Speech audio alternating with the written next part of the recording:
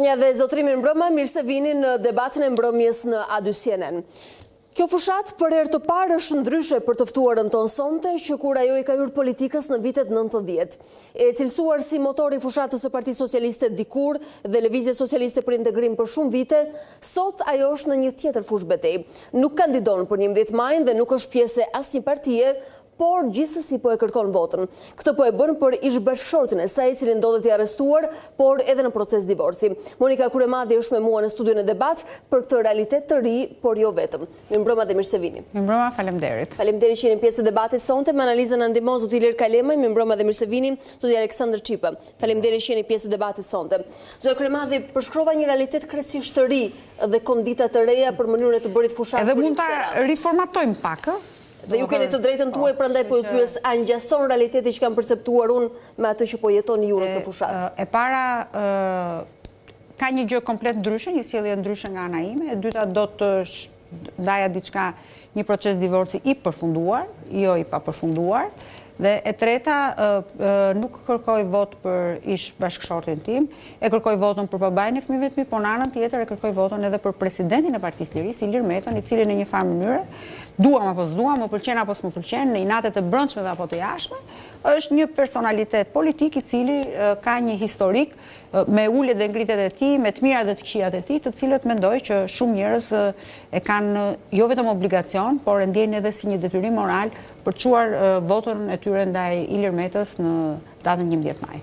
Pa shkuar tek elementi i posaçëm Meta, po ju pyes praktikisht për atë çfarë po përjetoni me të bërit fushat, sepse e di që jeni angazhuar. Si është kjo fushat, meqense po e bëni nga një pozicionim tjetër dhe praktikisht informalisht besoj? Kjo është vërtet, është komplet në një situatë mund ta quajmë më kalmante, më të qetë, për sa i përket emocionit, ngarkesës emocionale, sepse edhe vetë ana psikologjike e njeriut, kur je në një garë për veten tënde, të vendos në një pozitë shumë të vështirë, po themi, të administrosh emocionet e tua. Ndërkohë që tashmë je në një pozicion që e shikon gjën nga jashtë, e shikon më të ftohtë, ke, po themi, një këndvështrim komplet tjetër, ke kohë për të analizuar gjërat dhe nuk je peng, po themi, i agjendës elektorale që je i detyruar të bësh disa gjëra që nganjëherë janë edhe kosto kohore, fizike, emocionale e shumë tjera.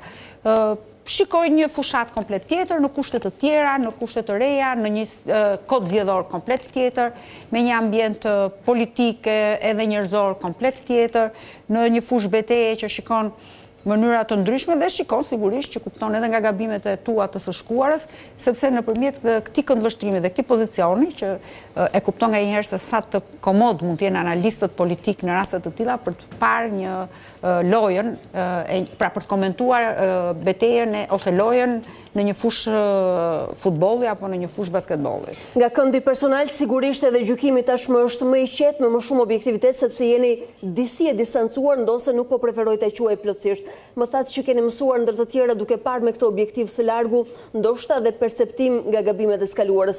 Çfarë mund të konsideroni në këtë habitat gabim nga e kaluara juaj politike, po them? Mund të them naiviteti politik si kryetare e LSI-s në atë kohë, që lejoj, po themi, djegjen e mandateve dhe më pas bojkotin e zgjedhjeve lokale, të cilat i dhanë gjithë armët në dorë Edi Ramës dhe Partisë Socialiste për të menaxhuar dhe për të pasur një sistem sot që mund ta quajmë Frankenstein, pra i gjithë sistemi dhe kodi zgjedhor, që ka ato problemet e veta, të cilat përsëri dhe mbas këtyre zgjedhjeve të jeni të bindur që ne do kërkojmë rishikim të kodit zgjedhor për mënyrën se si është ndërtuar e gjitha. Pavarësisht se në pamje të jashtme që të gjithë jemi, po themi, jemi të fokusuar tek vota, që të shkojnë të votojnë, mos krijojmë panik, çorganizim ose po themi edhe një lloj destabiliteti emocional të votuesve, sigurisht që kodi zgjedhor pastaj ka ato skutat e veta të errta, të cilat pas zgjedhjeve të gjithë do kërkojnë që të rishikojnë ato. Braktisjen e mandateve dhe braktisjen e zgjedhjeve që vazhdoni t'i konsideroni ende gabim, ndonse ka shumë vite që keni bërë një reflektim në këtë drejtim. E konsideroni veten përgjegjëse apo flisi për bashkëfaqësi? Shiko, shumë kollaj që gabimet tua t'ua vendosësh të tjerëve dhe mendoj që politika shqiptare në shumicën e rasteve, edhe kur kanë bërë gabimet vet, t'ua kanë vendosur fajin të tjerëve. Disa herë ja vjen fajin popullit, disa herë ja vjen fajin kolegëve, disa herë ja vjen, po asnjëherë nuk e kërkojmë ke vetja. Unë ndryshe nga herët e tjera, po themi, këtë radhë kam menduar që t'ja vendos vetes time se ndoshta sjell dhe një paqe midis kolegëve dhe shumë rrethit politik, po themi, të kësaj gjëje. E marr unë përsi për djegjen e mandateve, edhe pse ka një kosto, po ta quajmë, jo vetëm për LSI-n, por ish LSI-n, pra po themi, por për opozitën dhe për shqiptarët, por në një farë mënyrë mund ta quajmë edhe një element reflektues dhe le të jetë edhe një case study ku të mësojmë nga gabimet e së shkuarës. Zotëri Kryemadhi, po i distancoj pak nga ky qarku i afërt në të cilën po bëni dhe po e përjetoni fushatën, duke u kërkuar që ta shihni së largu. Në makro, çfarë e bën të diferencuar këtë fushatë? Cilët janë komponentët që ju i lexoni si të ndryshëm kësaj radhe për kastën politike? Çfarë po ndodh ndryshe ose më sakt, apo ndodh diçka ndryshe në këtë fushatë elektorale? Për sa i përket, gjëja më ndryshe është vota e diasporës, e cila është risi mund ta quajmë, por nga ana tjetër është edhe një mirë mesahat për opozitën, por edhe për politikën. Nga ana tjetër është edhe vetë terreni i situatës që ndërtohet me listat e mbyllura dhe vendosjen e emrave të figurave të mëdhaja, për shembull ajo që unë isha skeptike goxha në fillim për sa i përket në listat mbyllura të gjigantëve të partive, pra figurave politike të partive, mendoja që do të kishte një element ose një pozicion, po themi, konfliktual brenda listës. Në fakt në Partinë Demokratike nuk ndodh kjo, nuk ndihet në fushat. Shikon që baza është shumë e tensionuar, është shumë e relaksuar në aspektin e votës. Vetë baza, po themi, baza militantët e partisë janë të lirë për të shkuar dhe për të votuar atë kandidat që ata duan, ndryshe nga ajo çfarë po ndodh në Partinë Socialiste, ku Edi Rama ka vendosur në listë të sigurt kandidatë të rinj të cilët janë me kontribute minimaliste ose zero pranë Partisë Socialiste, dhe ndërkohë që gjithë figurat politike të Partisë Socialiste i kanë nxjerrë në terren, të cilët në një farë mënyrë apo në një tjetër janë fokusuar tek vota e partisë për ta rrëmbyer secili për veten e tij, sepse dashi pa dashi është raporti i meshkujve dhe femrave, maksimumi do të jetë 4-6, po themi në ditën më të mirë të Partisë Socialiste, ku do të jenë 4 burra, se lufta bëhet për Tiranën, Fierin, Durrësin dhe Elbasanin. Aty janë 100 mandatet. Po aq më shumë Tirana që ka zonën më të madhe të kandidatëve. Dhe këtu jam e fokusuar. Ndërkohë që nga ana tjetër shikojmë edhe anën, po themi, propaganda që bëhet për SPAK-un që po merret me çështjen e shitblerjes votës. Unë mendoj që ndryshe nga zgjedhjet e tjera ku shitblerja e votës ka qenë në masive, po themi në zgjedhjet e kaluara në Shqipëri, këtë radhë unë mendoj që blerja e votës po është fort, po themi, dhe mund të luhet në mënyrën të hapur në diasporë, pavarësisht se nga ana teknike procesi i marrjes së fletës votimit, i votimit, i rikthimit, i mbylljes në zarfin A, në zarfin B dhe pastaj postimi përsëri nëpërmjet postës është shumë korrekt, por sa e mbrojtur mund të quajmë, ose sa garanci ka vota e diasporës që nuk votohet familjare, nuk është e fshehtë dhe nga ana tjetër në kushtet në të cilat janë sot, ku pjesa më e madhe votuesve janë në Greqi dhe në Itali, ku pagat e shumicës e migrantëve në këto dy shtete janë në nivele shumë të ulta dhe duke pas parasysh turnoverin ekonomik të grupeve të caktuara të interesit për sa i përket shitblerjes votës. Megjithatë, ndoshta nuk mund të jetë, po themi, aq e hapur sa çka pas qenë më përpara në Shqipëri, ndoshta shërbimet apo institucionet shtetërore në Itali apo në Greqi apo dhe në vende të tjera mund të jenë pak më vigjilente ose pak më të pavarura, apo nuk e besoj këtë gjë. Pra, unë mendoj që vëmendja e opozitës dhe të gjithë ne duhet të jetë në votën e diasporës në mënyrë të tillë që ajo votë të jetë e vërtet vota e asaj çfarë diaspora kërkon për të votuar. Do të rikthehemi detyrimit diskurit për votën e diasporës, sepse besoj është e rëndësishme dhe meriton edhe më shumë kohë televizive, por kur e bëra prezantimin tuaj të pazakont për mbrëmjen e sotme, thash ndër të tjera që po bëni fushat për ish-bashortin tuaj. Nga erdhi kjo vendimarrje? Në fakt për disa ishte befasi dhe e papritur kur ju thatë që do jepja dhe jetën e jo më të bëja fushat dhe i t'jepja votën. Pse vendosët? Para se të hynim në emision, ju thash edhe pak më përpara, të gjithë më uruam që jam bërë gjyshe, dhe thash që nuk jam bërë gjyshe. Pra, është asistentja ime e cila është bërë nën. Ndërkohë nga ana tjetër, edhe çështja e statusit që unë kam bërë, ka qenë që unë do të kërkoj votën për babain e fëmijëve të mi për të cilët jap jetën. Pra unë jap jetën për fëmijët e mi. Po, para disa viteve jepja jetën për Ilir Metën, po tani prioritetet e një gruaje 50 vjeç janë komplet ndryshe në raport me një vajzë të re, po themi, se në të gjitha historitë Romeos dhe Xhulietës i kemi parë me 18 vjeçarët, me 20 vjeçarët, kemi parë Romeo dhe Xhulieta 50 vjeç.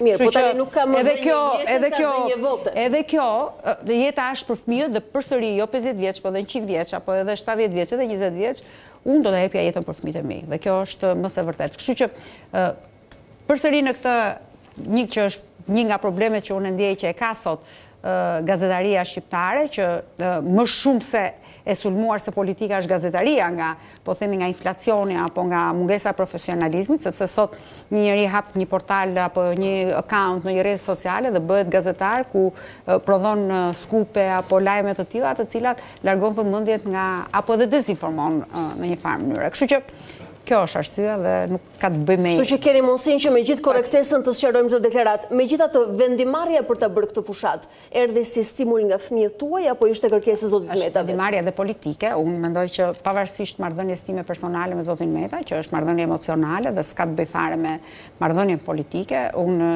qëndrimin tim politike kam pasur e kam dhe vazhdoj të qëndroj gjithmonë.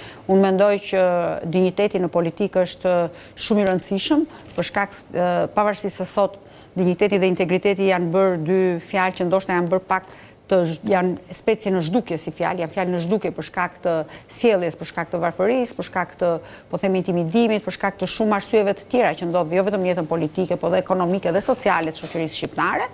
Dhe nga ana tjetër është një pozicionim apo edhe një qëndrim i imi që ka të bëjë me eksperiencën time politike. Në fund të ditës, unë mendoj që të qëndruarit në llogoren politike, në pozicionin politik, nuk ka të bëjë me marrëdhënien tënde personale, ka të bëjë me atë çfarë ti përfaqëson dhe atë mbron. Unë mendoj që vota për Ilir Metën është një votë, përveç se për mua është politike dhe morale, është edhe votë që ka të bëjë, po themi, me atë çfarë unë kam pas në gjithë aksionin tim opozitar si kryetare e Lëvizjes Socialiste për Integrim, për sa i përket ndryshimit. Ndryshimi është i domosdoshëm, është i nevojshëm, mjafton të shikosh 1 milion shqiptar që kanë ikur nga Shqipëria, mjafton të shikosh që sot kur ecën në rrugët e Tiranës shikon turista, por djemë dhe vajza të reja nuk shikon, mjafton të lexosh raportin e Bankës Botërore që shikon të mungesën e krahut të punës dhe të jo vetëm krahut të punës, por edhe mungesën dhe ai krah pune që është i pa profesionalizuar, pra janë disa gjëra të cilat kanë pasojë në të gjithë, po themi, jetën politike, shoqërore, ekonomike, mediatike, kudo, sepse nëse ti nuk do të kesh mundësinë që edhe gjithë stafin tënd teknik të këtij televizionit, mos kesh mundësi ta paguash, mos kesh njëri që këta do të rriten, do të ikin, do të bëhen me familje dhe nëse këta nuk do kenë mundësi që të garantojnë shkollën, shëndetësinë, ekonominë e familjes tyre dhe këta do të ikin dhe do të shkojnë në emigracion. Problemi është që kush do të qëndroj për të kontribuar këtu. Zoti Kryemadhi, ajo që di me siguri është që zoti Meta ndonse në kushtet e izolimit vazhdon të jetë i informuar dhe vigjilent për atë çfarë ndodh me skakjerën politike, sidomos me fushatën elektorale, për më tepër duke qenë edhe një kandidaturë listës së hapur. Në momentin që mori mbështetjen tuaj publike dhe sigurisht që u e rikonfirmuat edhe publikisht që po kërkoni vot për të. Keni marrë reagim? Unë e di që komunikon me letra, me familjarët, por edhe me gazetarët e një pjesë të mirë të jetës e botës publike. Me ju ka komunikuar pse vendimarrja? Jo, nuk ka komunikuar dhe nuk komunikojmë bashkë, nuk më intereson fare në atë. Unë bëj detyrën time, për sa i përket marrëdhënies time personale me opinionin publik, por edhe me atë strukturë për cilën e kam themeluar vetë, kemi themeluar gjithë bashkë, kam kontribuar dhe mbi 21 vite janë të kontributi maksimal i jetës time dhe është mbi 21 vite në LSI, nuk flas për periudhën tjetër në PS, i cili nuk ka lidhje më bën komplet në qëndrimin tim të pavarur në marrëdhënie me të, nuk më intereson fare se çfarë mendon. Mbas 11 majit unë mbaroj detyrën time, 11 maj ora 20:00, që unë deri në atë moment domethënë do të jem në punë, pastaj është komplet një jetë tjetër për mua. Simbolikisht kam parë dhe një faktorizim të fëmijëve tuaj në këtë fushatë elektorale. Ka një rol apo është simbolika e përfaqësimit ndoshta edhe të mungesës fizike të zotit Meta në këtë fushatë elektorale, sidomos djali juaj Besarti, i cili u shfaq edhe në hapjen formale të fushatës opozitës? Nuk është çështje simbolike. Besari është shumë aktiv në fushatë. Besari ka qenë aktiv dhe në zgjedhjet e 2021-shit. Mund të them që edhe vetë shkollimin e ka për një gjë të tillë. nuk ka asgjë të keqe, unë mendoj që jo vetëm Besari, por dhe shumë fëmijë të tjerë që kanë prindrit e tyre që kandidojnë, janë përfshirë në fushat. Fëmijëve tani ura që të jenë më publik se fëmijët e një kandidati tjetër për shkak të pozicionimit të babait tyre, për shkak të pozicionimit tim, apo dhe për shkak, po themi, edhe të një rrethi shoqëror dhe miqësor në vite që ata kanë patur, sepse janë rritur me ne kudo që kemi vajtur. Kështu që kur thoni jo vetëm simbolikisht, do thotë që djali juaj ka një rol aktiv tashmë. Ka një rol aktiv në kontaktin dhe në kërkimin e votës për Ilir Metën. Pra, përveç se e kërkon vot për babain e tij, ai kërkon edhe vot për ndryshimin, dhe nuk ka asgjë të keqe dhe shikoj si gjë shumë të mirë dhe absolutisht nganjëherë njerëzit janë çik skeptik që thon familjare, ne një familje vogël jemi, Shqipëria, edhe Shqipëria vetiu, domethënë, dhe unë jam partizane pavarësisht se kam familjen të dëmtuar, jam partizane e familjes, se një familje fort prodhon edhe një sistem dhe një institucion të fort. Kështu që nuk e shikoj, po themi, si problematike, por më shumë e shikoj edhe si një unifikim, një solidarizim që fëmijët kanë me babain e tyre në radh parë, por edhe me idenë e tyre. Dhe nuk ka asgjë të keqe se sa më shumë të rinj të përfshihen në fushata elektorale, aq më shumë kuptojmë ne nga gabimet tona dhe aq më shumë përmirësohemi edhe në politika e vjetër për të sjellë një brez të ri. Kjo është e padiskutueshme dhe për hir të frymës së re, le të konsiderojmë të hapur debatin me që morëm një shije të parë nga zonja Kryemadhe, sot i kaloj po e nis me ju. Si e keni parë aktivizimin e zonjës Kryemadhe në kushtet pazakonta për të kërkuar vot në këtë fushat, ndryshe nga herët e kaluara për Ilir Metën, i cili është në kushtet pazakonta izolimin gjithashtu? Në fakt, unë kam ndjekur karrierën e zonjës Kryemadhi, është një politikanet paktën femra më jetë gjata dhe më aktive në skenën politike shqiptare, duke mbajtur njëkohësisht në disa pozicionet më të larta politike, pra nga 91 ku keni bashkëthemeluar Freshin, dhe me radhë si njëna bashkëthemeluese të Partisë Socialiste mandej të Lëvizjes Socialiste për Integrim, ka udhëhequr Lëvizjes Socialiste për Integrim nga viti 2017. Ajo që është pyetja e madhe në këto momente është sepse në politikë gjithë gabojnë dhe natyrisht është e ndershme të bësh dhe mea culpa në momentet caktuara dhe bjem dakord që lënia e fushës bosh kundërshtarit politik e forcoi Ramën dhe krijoi kozgjatje të pushtetit të tij. Megjithatë, ky nuk është vetëm një faj personal i zonjës Kryemadhi. Ky është një vendim politik, pavarësisht faktit që nëpërmjet mea culpës zonja Kryemadhi jo tani, po dhe më parë e ka thënë, në një farë mënyrë ka dashur të legjitimojë rikthimin e zotit Meta si kryetari i SLS-së tashmë Partisë Lirisë, pak në optikën time. Lëvizja Socialiste për Integrim ka qenë një parti që shpesh nga kundërshtarët është etiketuar si klienteliste, unë do zgjedh termin transaksionaliste, por pavarësisht kësaj terminologjie ka qenë një parti, përveç dy partive të mëdha, që kishte shtrirje veri-jug, lindje perëndim dhe kishte rjetizim territorial. Pra ndryshe nga partitë të tjera, të cilat kanë pasur bastione, të themi Partia Agrare Ambientaliste, PDU-ja, PBDN-ja e tjerë me radhë, Lëvizja Socialiste për Integrim ka qenë një parti që ka marrë 86.000 dhe në 250.000 vota, ka qenë një parti që ka prodhuar nga 4 deri në 19 deputet, ka qenë një parti e cila ka pas një forum rinor, në fakt më aktiv nga të gjithë dhe më të mbi përfaqësuar, madje jo thjesht përfaqësuar në forumet drejtuese të partisë, dhe ka qenë pikërisht zonja Kryemadhi e cila i ka dhënë atë ngjyrë, të themi, partisë, sidomos aktivizimin e të rinjve përkundër edhe skepticizmit, si motori kryesor i kësaj partie. Tani, duke pas parasysh gjithë të bilancën zonjës Kryemadhi, bim në terrenin aktual, kur pavarësisht çështjes personale të divorcit, por flasim për divorcin politik këtu, zonja Kryemadhi në një befasi vazhdon dhe thot, domethënë nga një anë pranon që kjo do jetë fushata e saj e fundit, nga ana tjetër bën fushat për ish bashkëshortin e saj Ilir Meta dhe për tashmë për Partinë e Lirisë, ku vetëm deklarata e ka deklaruar që nuk më lën as të hyjë te Diblushi, sekretari aktual i përgjithshëm brenda partisë, dhe ish bashkëpunëtorët dash me hyj jo për 3 sekonda, apo për gjysmë sekonde. Po dakord, po e keni thënë. Nuk është dhe ish bashkëpunëtorët tuaj, akoma më rëndësishme se sa metafora e hyrjes në parti, janë ish bashkëpunëtorët tuaj të ngushtë.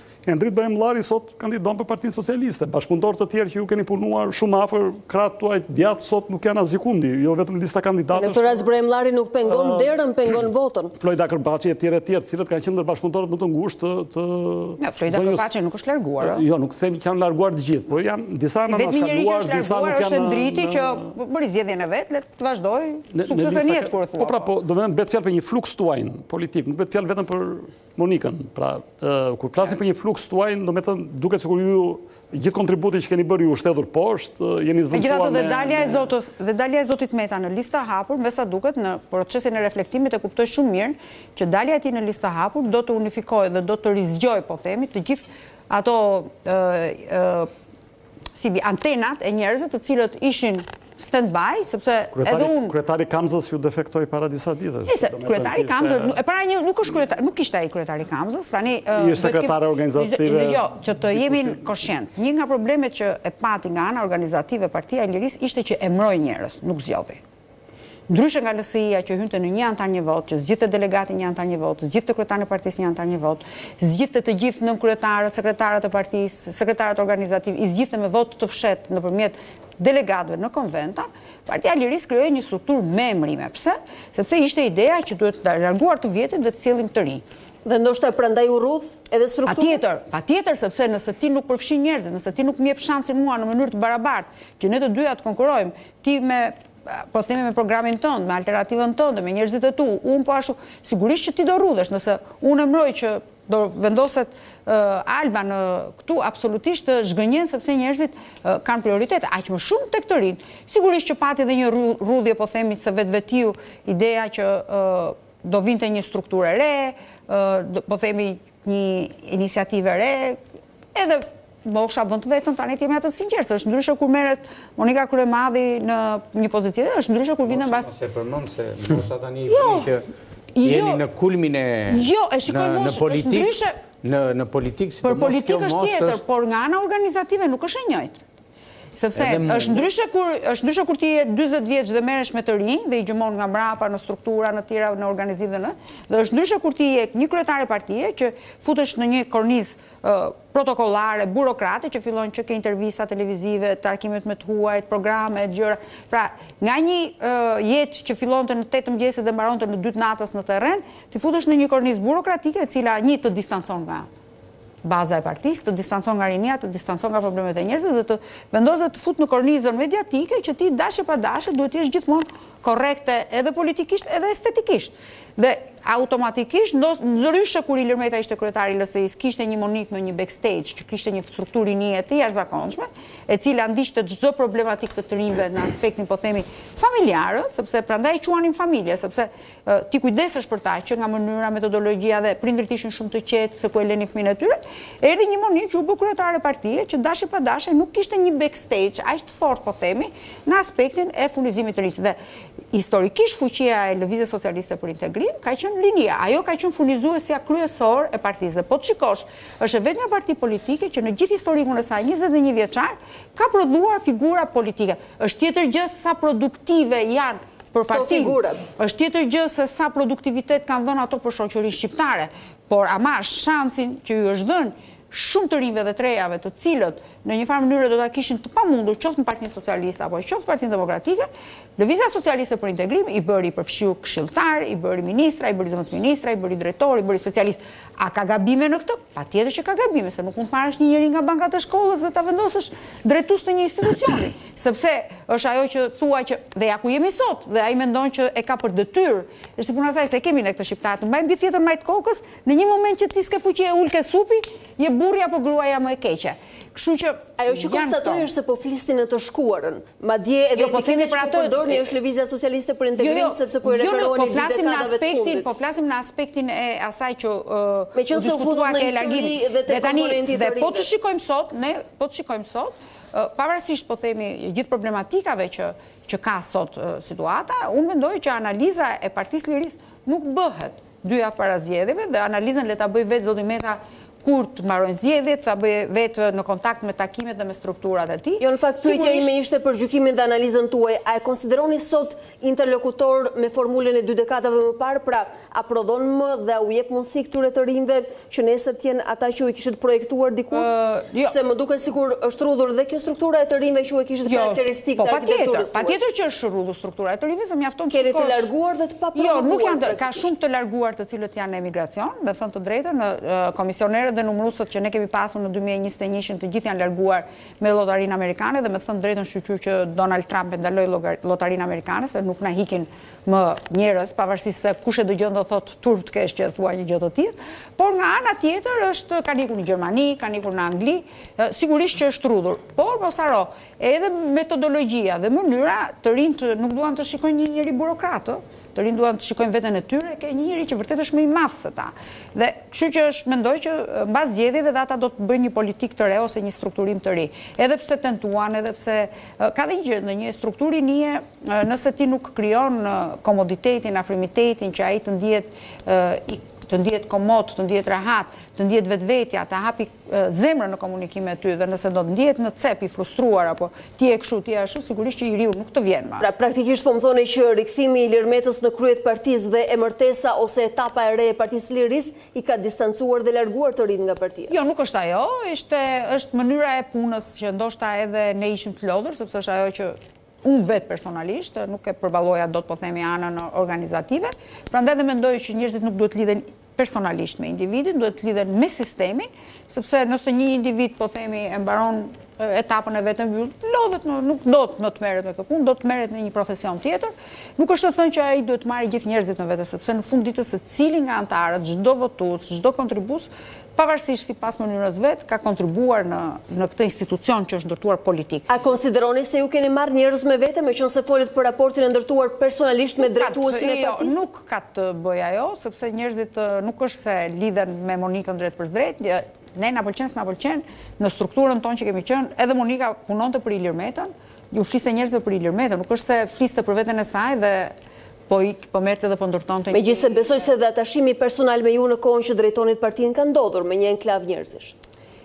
Shiko, atashimi kanë qenë të rinj dhe të reja që unë i kam njoftur që në gjimnaz, kështu që nuk është, dhe janë të rritur dhe prapë i kam komunikimet me ta, janë pikë kontakti me një përjashtim shumë vogël, që po them që rastet të cilat janë qëndrime politike që kanë marrë vendimet e tyre. Se zonja kryemadit, gjithë që kanë ikur kohët e fundit nga LSI-ja, gjithë kanë vënë tekstit e një element, që kanë thënë është bërë parti klanore, është bërë parti rajonale, gjë që unë e thash më parë ju ishin munduar. Po, më hoqën për nepotizëm, e para më hoqën edhe për kriminalizëm. Kriminalizëm është akuzë kryesore tani. Ky është sebepi. Aty është kanë ikur. Ky është sebepi. 3 veta që kanë ikur, po themi, ose 2 veta. 2 veta kanë ikur. Kryetarja e gruas që ka qenë emëruar, dhe unë i kam shkruar dhe kam thënë mos bëj gabim, sepse është një vajzë shumë e mirë, ka vota, nuk është gocë e keqe, por është ajo që thash pavarësia dhe integriteti janë shumë të rëndësishme, aq më shumë për një grua. Apo dhe Zoti Basha, që përsëri dhe Zoti Basha ne e dim shumë mirë si erdhi në parti edhe çfarë u emërua dhe tani nuk mund të thosh ika se nuk më vlerëson. Kishte 4 poste. Çfarë do të vlerësohesh më shumë në një gjeni një njeri në Partinë Socialiste apo në Partinë Demokratike që ka 4 poste. Kryetar partie, kryetari i grupit këshilltarëve, këshilltar, kryetari i Komisionit Sigurisë. Edhe antar kryesie, 5, më fal. Tani, edhe i pa votuar, se nuk është se të kanë votuar njerëzit, se hajtë se ke marrë votën e antarëve të partisë, apo ke je votuar edhe po të shikojmë votimin e 2021-shit, që ka qenë në listë hapur. Dhe dim shumë mirë, djalim për shembull ka qenë në fushat me grupin e Zotit Faik Basha në 2021-shin. Kështu që po themi që një vote e njerëzve të mit, familjes time, po themi apo kanë shkuar për Faikun. Keni ndonjë fajin llogaridhënie për këto promovime pa merituara? Ato nuk ishte promovime pa ashtu, ne ishte një listë për deputet. Jepi 5 poste një personi, domethënë privoni të tjerët në konkurrencë. Ato nuk kam bërë unë. Unë po tisha nuk unë i kam futur gjithë në votim. Kjo është ndoshta dhe fatura që paguan, sepse kur ti e emëron tjetrën dhe nuk ta di për nder, mendon që e ke për detyrë dhe pastaj të ikën dhe të vjen keq kur të ikën. Kjo ka qenë një nga debatet që unë kam bërë, edhe me Zotin Meta dhe me drejtuesit e asaj kohe, që mendoj që emërime në partia nuk është grup të punësuarish. Partia është grup militantësh të cilët e duan, punojnë, kontribojnë dhe e shikojnë atë si një proces të tyre që shërben si një mjet për të mbledhur, për të grupuar, për të zgjidhur problemet e tyre. Në momentin që ti e emëron, në kundërshtim nga më të ndryshme, por mendoj ajo pjesë e vulnerabilitetit të asaj kohe, që vinte edhe për shkak të, po themi, një zgjedhje lokale, që duam apo s'duam ne ishte shumë e shumtuar, por vjen edhe për shkak të një situate që dashje pa dashje është ndërtuar dhe përdorur për të frustruar dhe për të vendosur në cep opozitën, janë gjëra të cilat është edhe kjo një lloj faturë që do paguajmë. Por sot të gjithë ata që mendojnë që janë anashkaluar apo janë lënë më një anë, duke filluar nga unë e para, nëse duam të tregoj një lloj integriteti politik ose dhe politikanë, sepse në fund ditës mund të jesh edhe një njeri, unë nuk mendoj që ai që merret me politikë është shit zbuke. Më jep 100 lekë që të t'jap një bukë. Ai që është politikan krijon hapësira dhe është, do të thënë, nuk e mbyll grykën e shishës, por e hap në mënyrë të tillë për të prodhuar politika, por edhe për të marrë më shumë njerëz rreth vetes. Dhe mendoj që është edhe momenti për shumë veta për ta treguar edhe atë lloj karakteri që mendoj që duhet të ketë një politikan apo një njeri, po themi që është punonjës partie, po e quajmë, apo militant partie.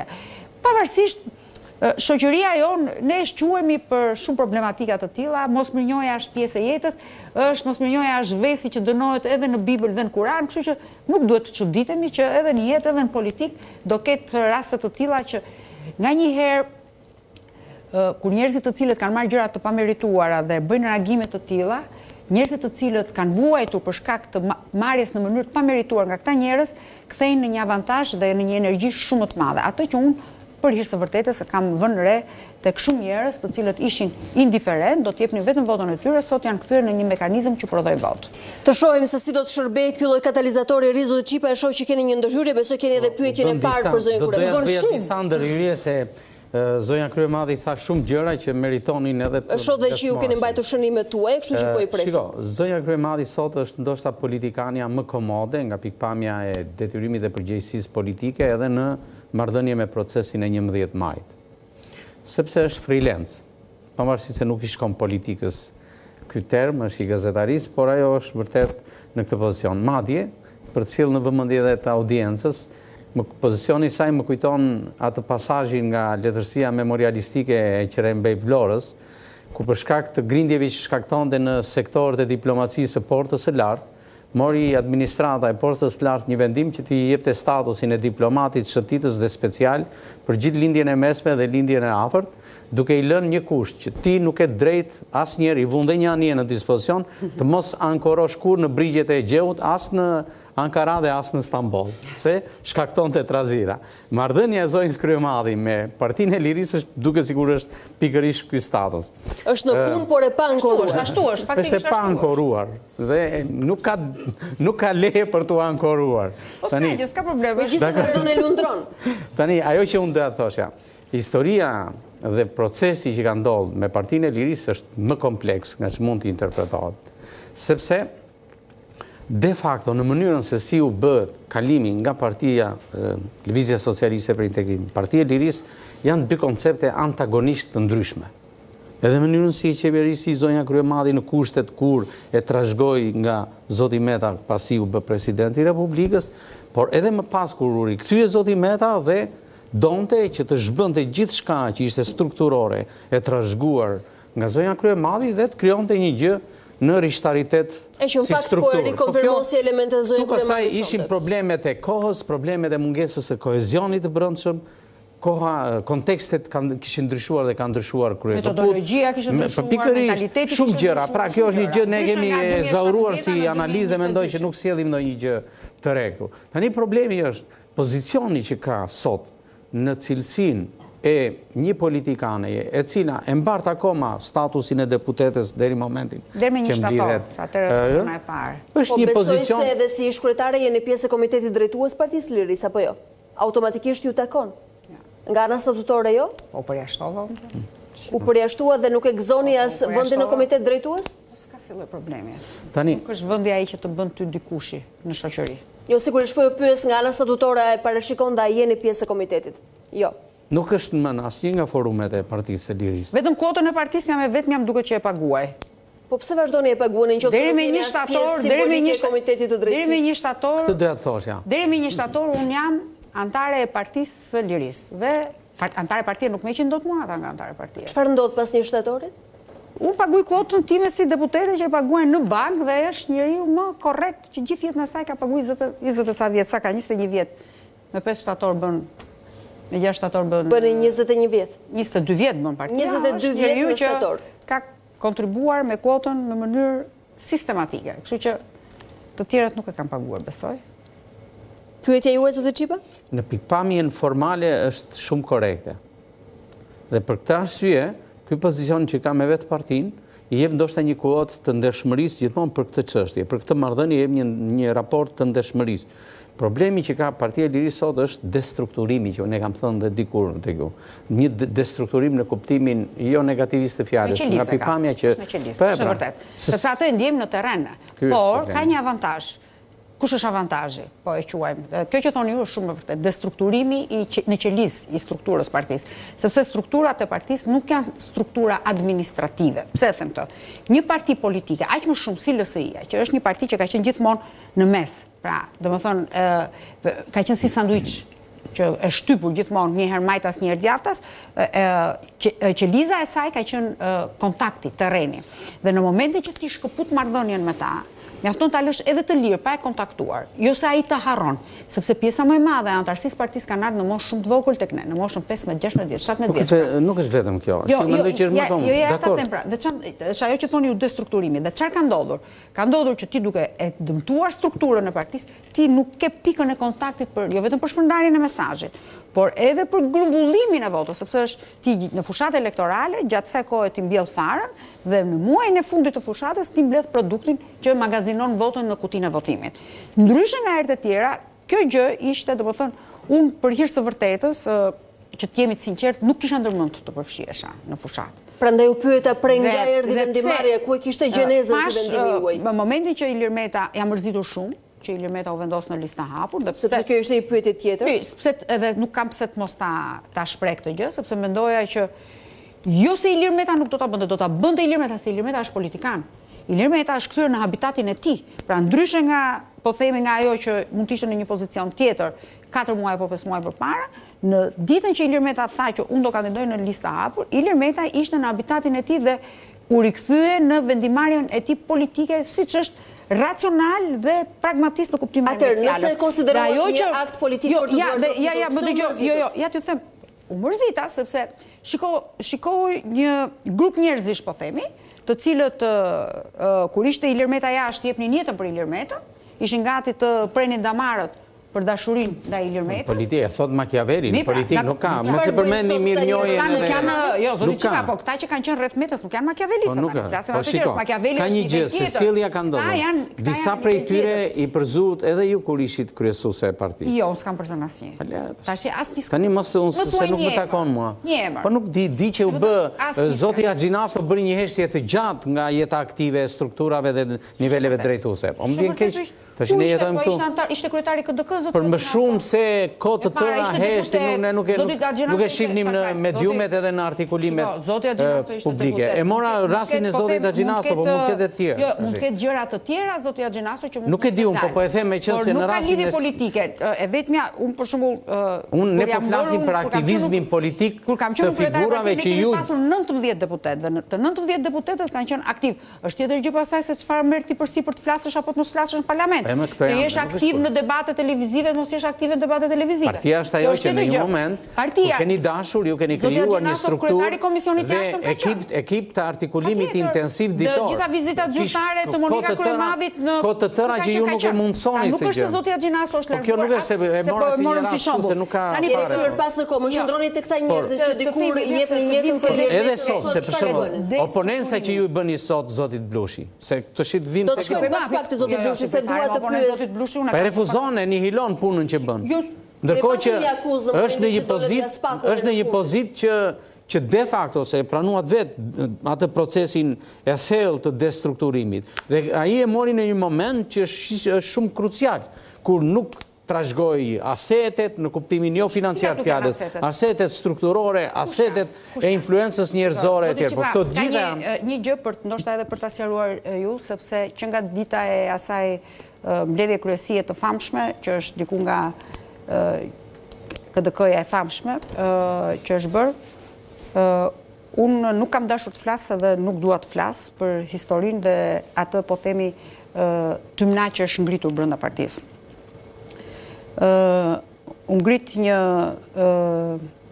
që për mua është e qëllimshme dhe mos them e infiltruar nga Erjo Velia dhe strukturat të tjera afër tij, krijimi që nuk ka database. Kanë databasin me 54.000 antarët, është tjetër gjë që ose nuk din të hapin serverin, ose e kanë fshirë vetë, por harrojnë që i është dorëzuar edhe të printuar database, edhe me USB. Nëse s'din prap, dhe nuk kanë, jam e gatshme unë, t'ju aqoj edhe ekspertin, t'ju aristartoj databasin dhe t'ju nxjerr dhe datën kur e kanë fshirë, që ose ju është fshirë.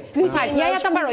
Erion Velia në këtë skenar, pse është të bëjë? Duke si konspiracion. Po, Erion Velia ashtu t'inglon. Po të shikosh të gjithë njerëzit e Partisë Lirisë, apo jo, që kanë ikur, apo dhe t'ish LSI-s, janë sot pjesë e strukturës Erion Veliaj. Ke parti ndonjë që tjetë ka Edi Rama?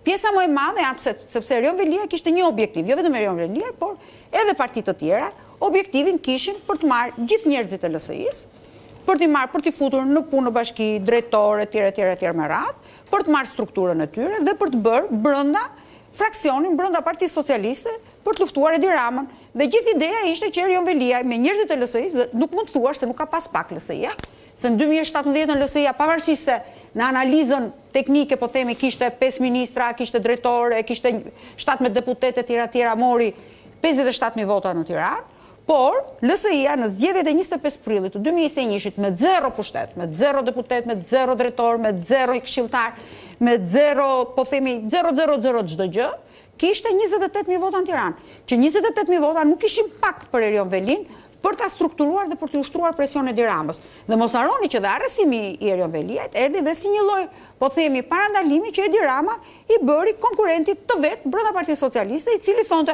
unë do të jem kryeministri i ardhshëm, unë do të jem kryetari i Partisë Socialiste dhe zoti Basha do të ishte përfaqësuesi tjetër. Se ju vazhdoni të besoni që shkuari Erion Veliajt në qeli është e komanduar nga kryeministri? Patjetër. Agjende kryeministrit për të eliminuar rivalin e tij politik, ende i besoni këtij versioni? Patjetër. As nuk e diskutoj fare dhe as mos pretendoni që është tjetër gjë që ata duan ta ofrojnë si një gjë sepse vetë perceptimi i opinionit publik ka një urrëtie patologjike për Erion Velin politikisht për shkak të agresivitetit të tij. Patologjike, kam lexuar dosje dhe besoj që ekzistojnë edhe të tjera dosje. Aty po ta shikosh ka dosje dhe për shumë të tjerë që vazhdojnë bëjnë fushatë dhe janë më rëndë se Erion Veliaj. Erion Velin nuk e pse e arreston ti për rrobat e gruas. Erion Velin ke inceneratorin e Tiranës. Prandaj thash ka dhe dosje të tjera. Mënyrën nëse do të arrestosh Erion Velin. Pra, me mënyrën se si e kanë arrestuar Erion Velin, i kanë bërë do ta ndërshkosh pra. Ta heqësh nga gara politike, po më thonë. Po, e ndërshkon politikisht dhe thotë dëgjoj, mbyllë gojën si ç'a bën Lefter Kokës, tero mos do bëshi malore të shkurtër, domethënë, po do rishi çika ty, do marrësh apo sa një tjetër apo tjetër. Malore nuk ishte shumë e shkurtër. Normal. Bëj gjatë tani se. Po do vazhdoj se do mbaj një kokë ato. Kush do ta mbaj? Kështu që edhe historia e kësaj është që vazhdoj ta them dhe them gjithmonë që nuk kanë njerëzit, po nuk i morën telefon, po nuk i kontaktove, po nuk ju dhe kafe. Mos prit që ai që është pa punë të vi ty ke partia dhe të paguaj dhe kafe. Jo, do të shkosh atje. Po vure kollaren ditën që arrestohet Ilir Meta. Normal që njerëzit do të jenë skeptik në marrëdhënie me ty, sepse një njerëz që ka jetuar me Ilir Metën, është rrit me Ilir Metën, nuk e koncepton Ilir Metën një lloj siç mund ta konceptojë një njerëz që e ka njoftë Ilir Metën në 2019.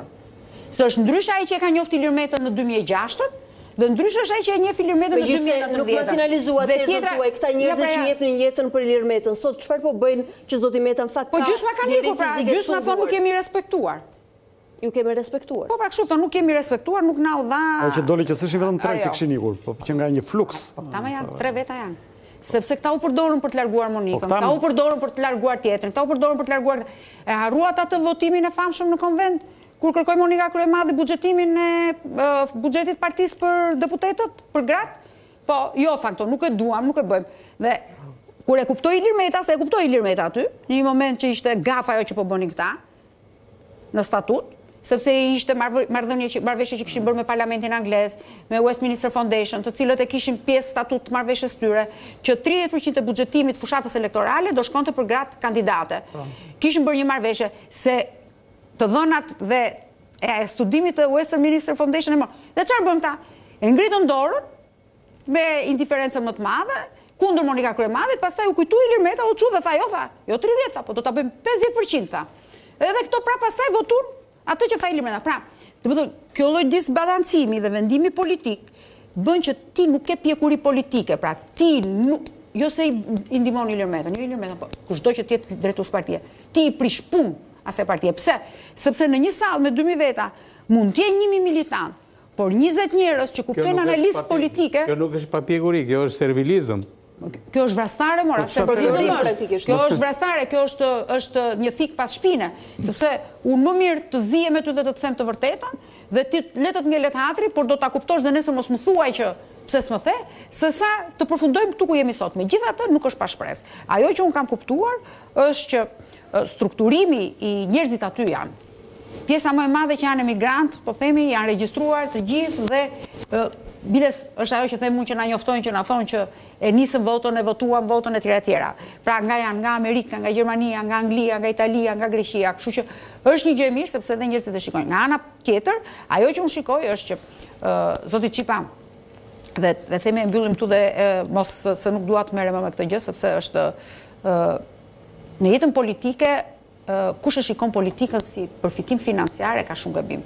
Normal që ka njerëz që e shikojnë politikën si rrogë për të ngrënë një tas supë, po ka dhe njerëz që e shikojnë politikën dhe si një adrenalinë politike.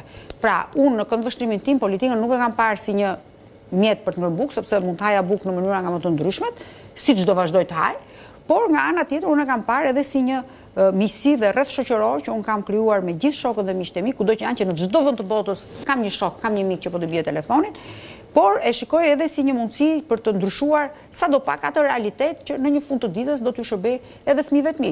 I mirë apo i keq. Sa më i keq të bëhet sistemi, aq më shumë do vuajnë fëmijët e mi, sepse fëmijët e mi nuk do vuajnë atë që do vuajnë një njeri që vjen nga zero.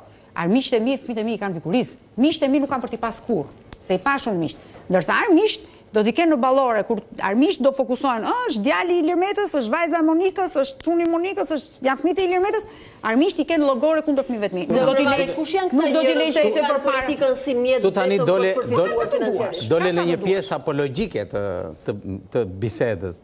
Tash mua më bën përshtypje dhe përmend termin që jeni në një pozicion të ndershëm në këtë moment të skenës të ndershëm, por dhe komod, se ju e quajtet freelancer politik. Po pra, është komod, se nuk ka përgjegjësi. Po patjetër që është komod, unë s'mund të them që s'jam komod.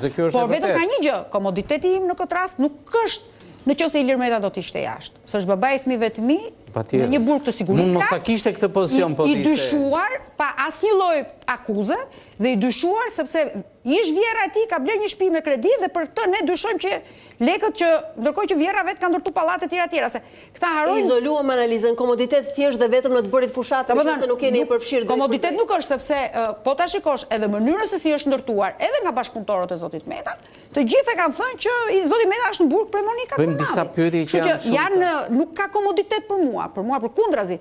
Më vendos në një pozitë shumë të vështirë, e para në marrëdhënie me veten time, e dyta në marrëdhënie me ish bashkëshortin tim, sepse në mënyra nga më të ndryshmet është po themi është dezinformuar, është mikluar apo tjera.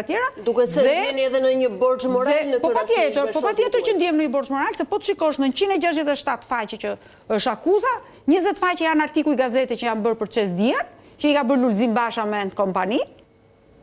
Dhe gjithë faqet e tjera janë të gjitha gjërat të cilat kanë lidhje me familjen time, me mua, me prindrin e mi, me kushuritë e mi, me veten time. Dhe nuk ka absolutisht asnjë lloj lidhje me Ilirmetën. Dhe ti, ajo që duhet, domethënë, është të vendos ty në një pozitë edhe morale, po edhe njerëzore. A besoni që Ilirmeta u anjes si borxh, pra beson që i keni borxh moral realisht? Meqenëse që edhe është mikluar dhe dezinformuar? Unë nuk kam ardhur të bëj, po themi, bisedë psikologjike për të menduar se ç'a mendoj unë apo ç'a mendon Ilirmeta.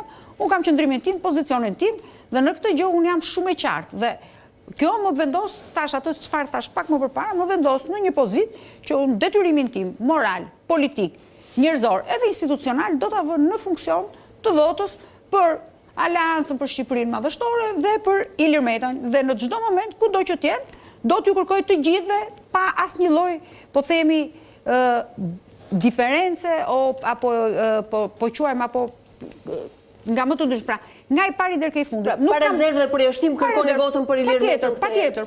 Zë Kryemadhi, më thatë që jeni mërzitur për shkak të një pamundësie praktike që Ilirmeta t'ja dalë në këtë garë, apo ka rrethana të tjera që u bëjnë jeni rezervuar për listën e hapur? Nga që ndryshuam edhe ndërhym, u mërzita që kryesia ekzekutive, pavarësisht vendimit se çfarë kërkonte Ilirmeta, ata duhet të votonin të gjithë pro vendosjes së Ilirmetës në listë të mbyllur. Është tjetër gjë se çfarë vendos Ilirmeta, po jo, po nena, kur ti tregon domethënë një lloj është se të zgjatemi kot në këtë, domethënë më tregon një mungesë vendimarrje për mua. Por hiku ajo tani dhe ajo kjo është edhe një nga gjërat më të mira, sepse thash, dalja e Ilir Metës në listë hapur, tu bën edhe ndryshime që nuk ishte Monika shumë e mirë për qenë kryetare e partie. Sepse duke u mërzitur që pse u vu Ilir Meta në listë të hapur, për momentin, tregon që edhe duke qenë kryetare e partie, është emocionale në vendimarrjen, qoftë për djegjen e mandatave, qoftë edhe për shumë gjëra të tjera.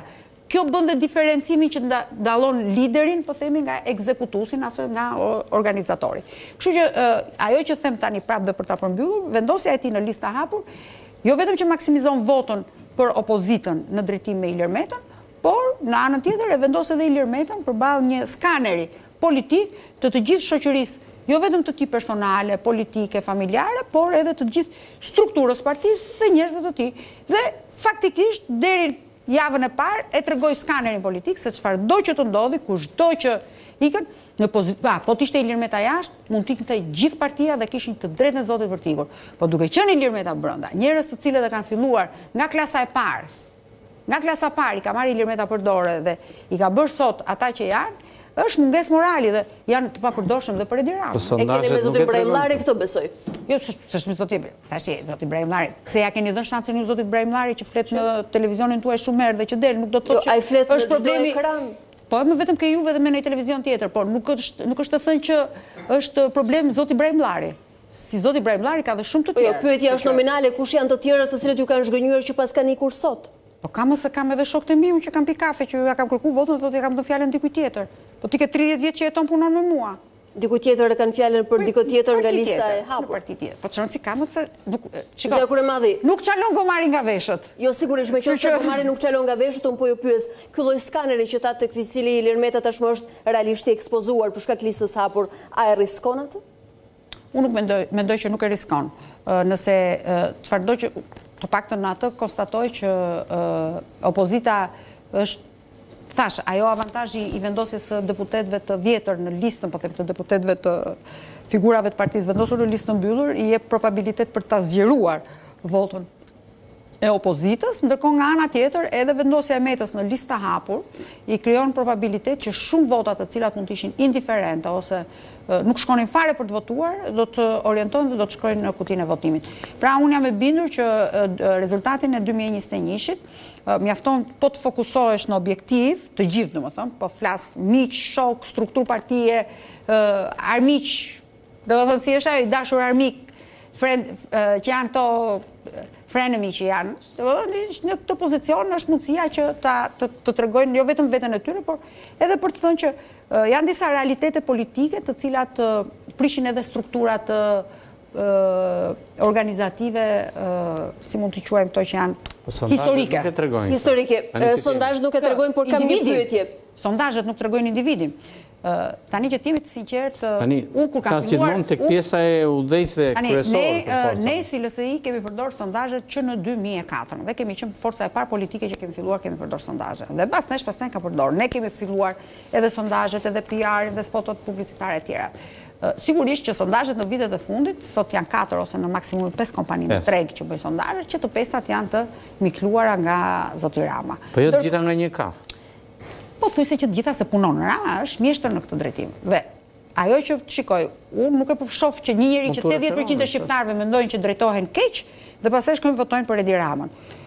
Ajo tjetra po themi, del ju thotë ai gjysmat e burrave janë çryk dhe shikon atje gratë që qeshin dhe zgërdhien që është e tmerrshme, vrastare, sepse o qesh nëna për djalin e vet, o qesh motra për vllajin e vet, o qesh gruaja për burrin e vet. Ose qeshin burrat për njëri tjetrin. Jo.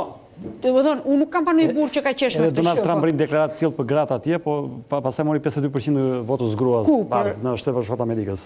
Po ne nuk kemi Shtetet Bashkuara të Amerikës në tjetër që ishte misogjene në raport me gratë. Se kryemadhe megjithatë ju tha diçka interesante që këta shqiptarët e pakënaqur në fund të ditës ose me gjasë 11 maj shkojnë dhe votojnë Edi Ramën sërish.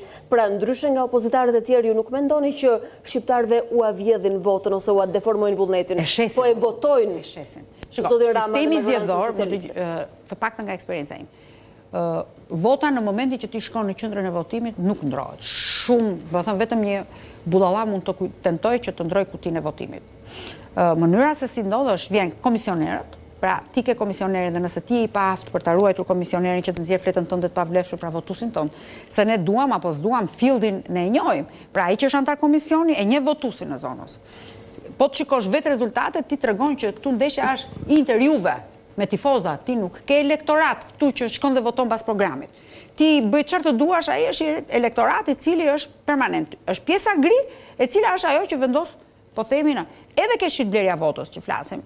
Raportet janë luajtur në shitblerjen e votës në 2% votës, që është shumë. Pra nuk është që ajo bën një mandat të tërë, por shitblerja votës ty të krijon bishtin për të përmbysur atë rezultat që ka të bëjë në mandatin e fundit të çdo.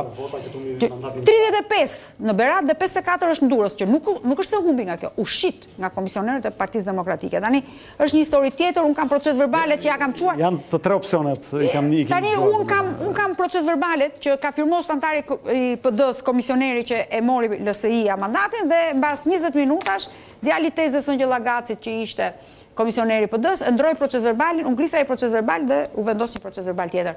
Është një histori që të dyja palët, qoftë PD-ja, qoftë PS-ja, nuk kishin të interesuar për ta zgjidhur dhe për t'i dhënë mandatin LSI-s, ju interesonte që të kishin marrëdhëniet e tyre, tregoi përsëri sepse në ato vite kryetari i opozitës asaj kohe Lulzim Basho vetëm turnoverin e bizneseve të punatit dhe të bashkëshortes e kaloi 23 milionë euro, më gjej një biznes që merret vetëm me politikë dhe ka turnover. Bashkëpunëtori juaj ngusht politik, i keni marrë vendimet së bashku. Përveç se ishte bashkëpunëtori, ishte imi ngusht, ishte dhe vrastari që ai që më nguli thikën pas shpine. Domethënë në këtë drejtim, dhe kjo është arsyeja që mua më jep komoditetin, kam bërë paqe me veten time, do ta marr përsipër. Do t'i vikohet çdo vendimarrje politike times apo të tjerëve që do ta paguajnë. Zotëre kryemare, për llogarisim që zoti Meta e merr mandatin, besoni se del nga qelia? Nuk më intereson. Unë jam e bindur me aq sa e njoh Ilir Metën. Ilir Metës nuk i intereson. Po ju pyes për një lexim praktik dhe juridik, nuk më intereson sepse ju e njihni precedentin Haklaj të viteve më parë. Nuk mendoj që ka të bëjë me atë, përveç se varet se si duam ta shikojmë, unë mendoj që Ilir Meta nuk e do mandatin për të dalë nga qelia, sepse Ilir Meta është i bindur që në pafajësinë e tij, Ilir Meta do t'rregojë edhe një herë rikthimin e tij, po themi, politik, duke qenë kandidati dhe deputeti më i votuar në gjithë historinë shqiptare, në 30 ca vite, dhe unë jam e bindur që kur them atë ditë që kam dalë dhe kam bërë deklaratën e parë që duhet të merret seriozisht sepse Ilir Meta duhet të marrë minimumi 30.000 vota dhe unë jam e bindur që do kaloj kjo shifër, për shkakun sepse e gjithë betejë politike e Ilir Metës nuk ka qenë kurrë për mandatin e deputetit. Betejë politike e Ilir Metës është me opinionin publik për të cilën unë mendoj që ai tashmë e ka fituar me arrestimin ordiner dhe të dhunshëm që u bë, që donin ta intimidonin dhe ta frustronin dhe ta vendosin në një pozicion, po themi, inferioriteti. Por aq kohë zoti Meta vazhdon të jetë në qeli dhe me liri të kushtëzuar, nuk besoj se është një betejë e fituar. Zonja Alba, mund t'ju them një gjë që për njerëz si Ilir Meta apo Monika Kryemadhe e të tjerë, burgu nuk është brenda. Në një qeli është ajo që themi ne gjithmonë që e kanë thënë, kanë qenë drejtues të religioneve, që ti mund të kesh trupin të burgosur, por shpirtin e lirë, dhe mund t'jesh me trup të lirë, por me shpirt të burgosur, ka të njëjtin efekt ke zoti Meta. Ajo që unë mendoj që është pozicionimi i zotit Meta, është thash ka të bëjë me numrin e votave, sigurisht që do të vendosin në një pozicion komplet tjetër, jo vetëm po themi prokurorin e posaçëm, por do të vendosin në pozicion tjetër edhe sistemin e drejtësisë, se ne merremi me SPAK-un, po në fund të ditës SPAK-u, se kjo është shileja e të gjithë historisë. SPAK-u është palë si puna ime, si puna juaj, të cilët shkojnë ke gjyqtari.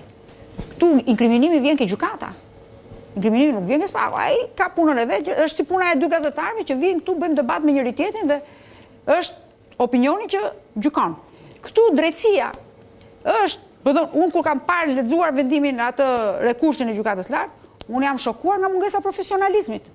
SPAK-ut i ka mbetur etiketa dhe pesha, por do ta flasim pas SPAK. SPAK-ut i ka mbetur etiketa dhe pesha dhe le ta përballoj dhe jam e bindur që do ketë probleme jo me ne SPAK-u. SPAK-u do ta ketë sepse me ne betejën politike ne kemi fituar me SPAK-un. Sot po të shikosh njerëzit nuk besojnë në sistemin. Po me kë mund të ketë probleme SPAK-u? Do ta ketë me Edi Ramën. Me Edi Ramën do ta ketë probleme. SPAK-u ishte i rankuar në niveli më të lartë. Jo, e keni gabim. Se takon besueshmërisë toni ju? Jo. Për besueshmërinë. Po si e keni gabim, ne po i referojmë sondazheve, nuk është se në sondazhet tuaja, unë në sondazhet e mia nuk më del ashtu. Pas arrestimit të Erion Veliajt ndoshta mund të jetë rankuar. Pas arrestimit të Erion Veliajt. Jo, para me del me kredibilitet mbi sondimet e atyre që kanë financuar ngritjen e SPAK-ut, apo sondimet vërteta. Se ne në sondimet tona, unë kam nivelin nga 99% rezulton.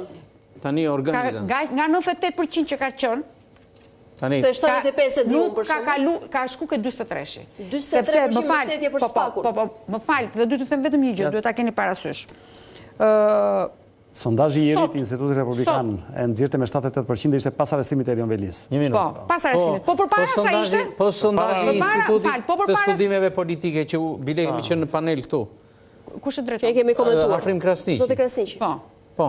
Ishte në niveli më të lartë të rankimit dhe të besueshmërisë. Tani Zoti Krasniqi ka komplet... Tani doli dhe Zoti Krasniqi me... Tani unë kam shumë respekt për Zoti Krasniqi. Po është individ i shoqërisë civile që nuk ka lidhje fare me asnjë. Unë nuk besoj ke shoqëria civile në Shqipëri sot, që ti je sinqert. Unë mund të them që Zoti Krasniqi ka bërë një studim. Mund besosh te disa segmente dhe tek disa individë që ka bërë një studim dhe në fakt ja kanë thënë edhe në kur kanë qenë në emision me të tjerë, ka thënë që zonja Kryemadhi është deputetja me kontribut zero në parlament. Ndërkohë që bën monitorimin e jetës parlamentare. Jo, se në jetën parlamentare ka mbi 30 fjalime vetëm për inceneratorin, edhe komisionet e tjera. Por puna e deputetit janë edhe 6 padi në SPAK për inceneratorin. Dhe a mund më thot cila NGO ka një padi? Po deputetit është ajo. Punë e deputetit është të ulesh ti të bësh një analizë financiare. Monitorimi mat interpellancat, pjesëmarrja në komisione. Dhe falë, dhe ajo është detyra deputetit? Jo, dakord. Bazuar në kriteret metodologjike. Pra, kriteret metodologjike që përdoren në për të dëshruar. Diskutimin dhe debatin e nisëm për perceptime dhe sondazhe. Ju folët mbi perceptim, ne flasim a mendoni ju që kanë më shumë drejtësi shqiptarët sot? Kjo është një pyetje gati hipotetike. Do ta flasim pas publicitetit se juve sa shqiptarë për shqiptarët jemi të ndëshkueshmëria për politikën. Ne duhet jemi të vërtet në atë që themi, se kur flasim pyetja juaj i adresohet sistemit, ndërsa ne po flasim për një shqiptarët kanë më shumë drejtësi, pra sa mira dosje kanë më shumë ndëshkueshmëri. Nuk ka, ne po flisim për një institucion që merret me... Jo, nuk është e vërtet. Për mua, jo, nuk është e vërtet. Kush është ndëshkueshmëria? Është vendimi i SPAK-ut apo është vendimi i gjykatës kur të nxjerrë të fashëm apo të pafashëm? Po ikën diskutim. Në çdo të botës, më fal, në çdo jo, po pse dhënia, jo, për mua. Ti nuk mund ta, jo, nuk po shpaq. Nuk ju arrestoj pra ta mbaroj. Po ta mbaroj dhe unë se më ndërpreve. Ti, në momentin që unë mund të të marr dhe të ta arrestoj sot, sepse unë dyshoj që xhaketa që ti ke veshur është një xhaketë e vjedhur. Po, do të llogarisnin prezumimin e pafajësisë, por unë do të jap llogari për ti do rish në burg. Ti do rish në burg, unë do të linçoj ty, familjen tënde, çka ke bërë ti, si ke bërë ti, si ke lyer sy. Diskutim për sistemin. Jo, ky është linçim. Ky është diskutim, jam dakord pra, një minutë se kjo është çështje tjetër. A duhet i rikthemi ky kameramani juaj këtu, ka 15 vjet që do të marrë shtëpinë vet. Tani ne po flisim për SPAK-un dhe nuk po flisim për sistemin. Dhe tani midis një njeriu që nuk merr dot pronën, midis një njeriu që nuk gjen dot drejtsinë e vet, midis një njeriu që nga mënyra nga më të ndryshme ka probleme dhe ç'më duhet mua se u arrestua Ilir Metash dhe ky është ligjërim populist. Jo, s'është ligjërim populist.